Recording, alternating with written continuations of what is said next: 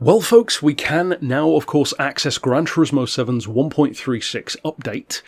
So here are my thoughts, first impressions on that as well. But this is one of those occasions where although we can access some of it, you cannot access all of it. And some of it is unusually drawn out compared to usual. In fact, one of the time trials associated with the Gran Turismo movie has a very long entry period, 51 days left to enter in the new livery for the GT-R. Of course, the same livery as seen in the movie, otherwise the exact same car underneath.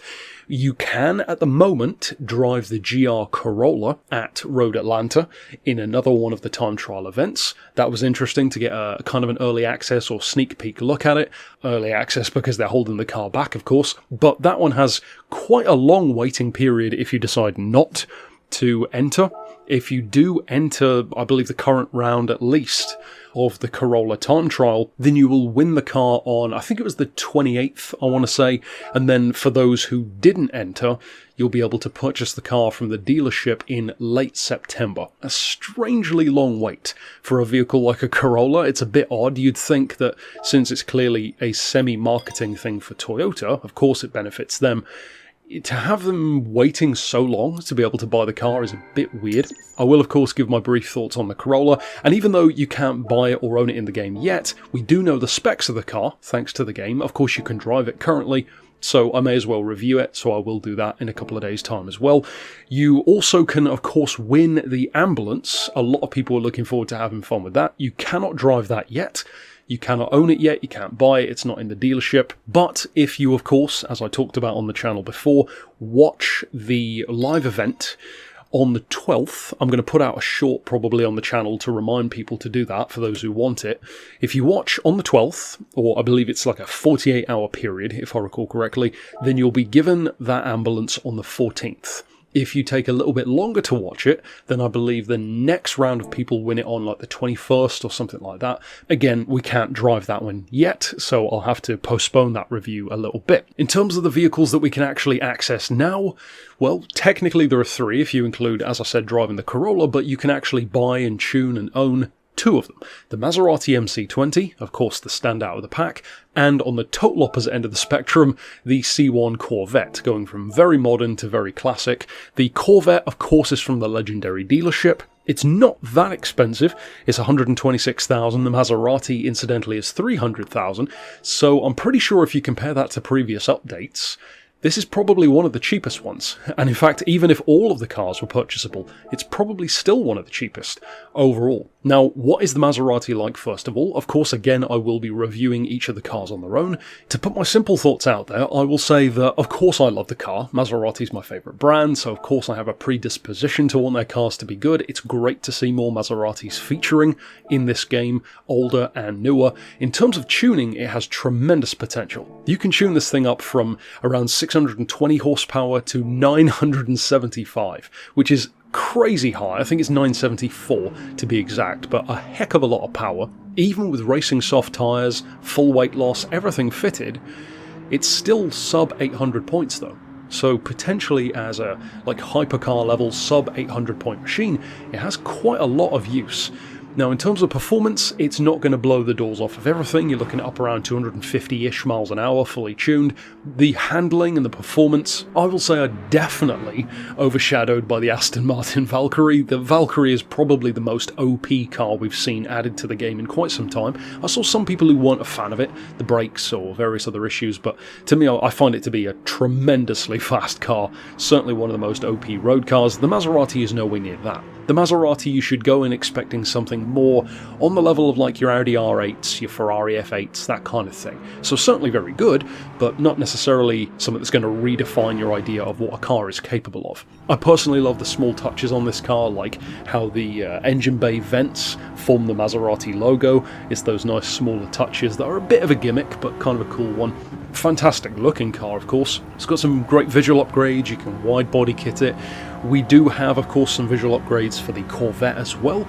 The Corvette, you pretty much already know what you're going to get. We've kind of had cars like this one in Gran Turismo before. We haven't had this exact 1958 spec, but we've had two which were tangentially close to it. We had the Art Morrison Corvette, which of course was way quicker, but the same kind of shaped Corvette, and then we had the OG Corvette, the C1, with about 150 horsepower, the super swoopy, curvy, I believe it was 1953 or 54 shape in the older Gran Turismo games. It wasn't even a premium car at the time, even more rounded and softer looking than this. Personally, I think a way better looking car than these.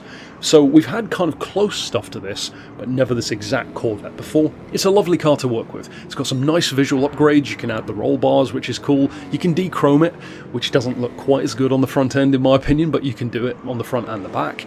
I would definitely recommend taking the lines off the boot. That certainly improves the look. In terms of performance, well, like I said in my initial thoughts when we were looking at the silhouettes, I believe it was in the silhouette video, the fact that it is a less powerful car to begin with, 243 horsepower, means it has a ton of range. You could use it for super low level racing, especially classic, but then you could potentially tune it up, get the weight a bit lower, bump up the power, stiffen up the springs, lower the ride height, better brakes.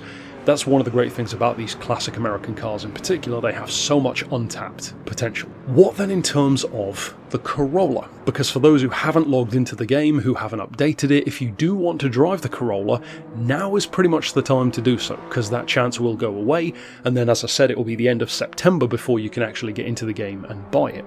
I will say that Corolla is a bit of a mixed bag for me, and I'm going to talk about this more in its review in the next few days. But in terms of specs, it sits at over 500 points, of course around 300 horsepower, a fraction under. The weight is fine, 1,445 kilos, of course four-wheel drive. In terms of actual performance, it's a bit of a good and bad one, because the handling and the grip initially seems fantastic. I will say it doesn't feel quite as OP as the Yaris, and potentially not quite as fun as the Yaris, but this one has a bit of an annoying thing which happens at least here at Road Atlanta, wherein, and I can't be the only player who found this, under really heavy braking, when you really throw the car into especially an undulating corner where you've got a bit of an elevation change, and there's a lot of that at Road Atlanta. It really doesn't like that. The car doesn't like that kind of braking at all. It becomes very unstable very easily, and as that weight transfers over the front axle, it becomes really twitchy, and then it'll kind of go from quite a lot of understeer to quite a lot of oversteer. It feels like it really needs a bit of tuning on the center diff split, and I'm assuming that we will be able to upgrade that once it's actually ownable in the game, so it has a ton of potential. But I would not say this is an amazing car straight out of the box. It feels its weight for sure. It is a little bit heavier on the corner entry. It's a little bit loose on corner exits, and certainly becomes unstable under heavy braking on undulating surfaces. But it has potential, for sure. Much like the Yaris, of course it will make a fantastic rally build. It certainly isn't slow, and overall I think that those who are looking forward to it will probably still like it. It's just that for me, it's not quite as good of an all-rounder as I would have expected, given how legendary performance Corollas can be, given of course how fantastic the Yaris is. But overall, like I said, a bit of a mixed bag. Certainly not a bad car, but one which isn't quite as good as I expected. In terms of other stuff here, of course we don't have a circuit. We do have some new scapes, mostly centered around the ambulance, which is kind of ironic given that it's the only one that we cannot even see or drive yet in the game beyond just some still photos. And in terms of features, we do have a small selection of new engine swaps. I will be doing another part in my complete comprehensive engine swap list. So of course, like I did last time, there was the smaller one. I still have that huge video which was all of the swaps. So instead of remaking the entire video every month, I just add these smaller videos to add on to the list. So this will be part 3 of that list with the new vehicles, mostly focusing in this time on American stuff. And we also have, as you'd usually expect, a couple of new career mode events, if you want to call it career mode, and a couple of new collection books as well. probably most notably and understandably one for Maserati. There's one, I believe, for Aston Martin as well. There's a K-Car one, which is a little bit of a less expected addition.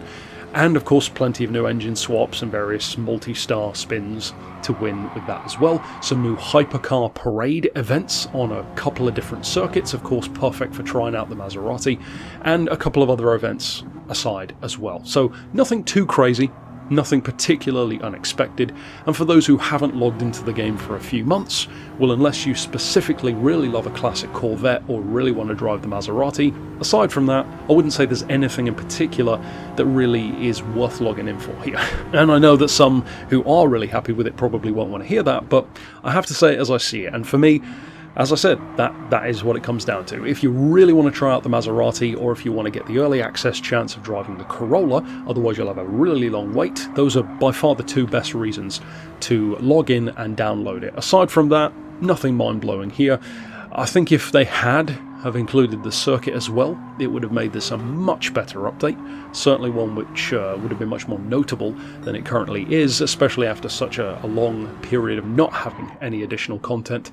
But we'll have to see how the month pans out with anything else.